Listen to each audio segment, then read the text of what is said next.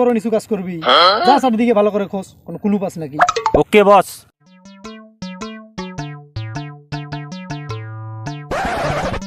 এই সুযোগে বিড়িটা খাইতে হবে। বস এদিকে আসেন। হালার পু ডাকা সময় পাইলি না, যাইতেছি। কিরে কোনো কুলু পাইছস? না বস, কোনো কুলই তো পাইলাম না। তার মানে কি আমরা এই কেসটা হেরে যাব? সামুরাই এসিপি হিপ হপ কখনো হারতে শেখে না। তুই যা ওর বাসার কাউরে খুঁজে নিয়ে আয়, আমরা ল্যাবে গেলাম। আচ্ছা বস। চলেন বস।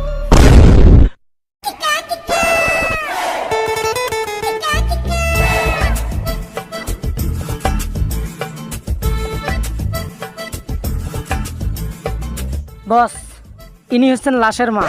ওয়ালাইকুম আসসালাম। বস, উনি তো সালামই দেয় নাই। তা আপনার ছেলে মারা গেল কিভাবে? আর পুত, আমি ওইটা জানলে তোদের কাছে আইসি কিসের জন্য?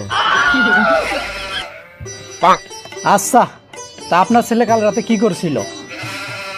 তাহলে শোনেন। কাল রাতে আমার ছেলে বারান্দায় বসে গেম খেলছিল। এমন সময় তার ফোনে একটা ফোন আসে, আর আমি তখন পিছনে দরজায় দাঁড়িয়ে সব কথা শুনছিলাম।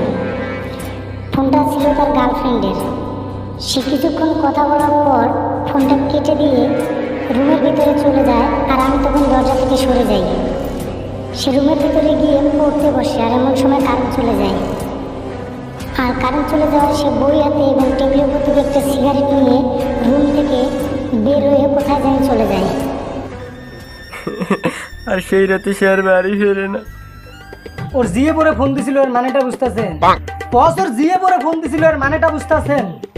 ওর জিয়ে ওরে ফোন দিতেই পারে। ওর জিয়ে ওরে ফোন দিব নাকি তোরে দিব? বস, আমার মনে হয় এই খুনের পেছনে ওর জিএবের হাত আছে। আরে না, ওর জিয়ে কি এতই নষ্টা যে পিছনে হাত দিব? আল্লাহর পর ভন্ডামি স্যার, আর ওর জিএফ রে খুঁজে বের কর।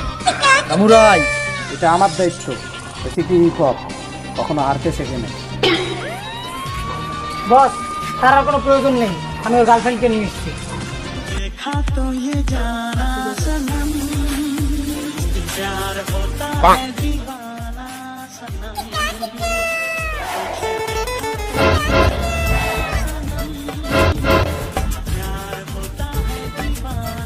এই বস,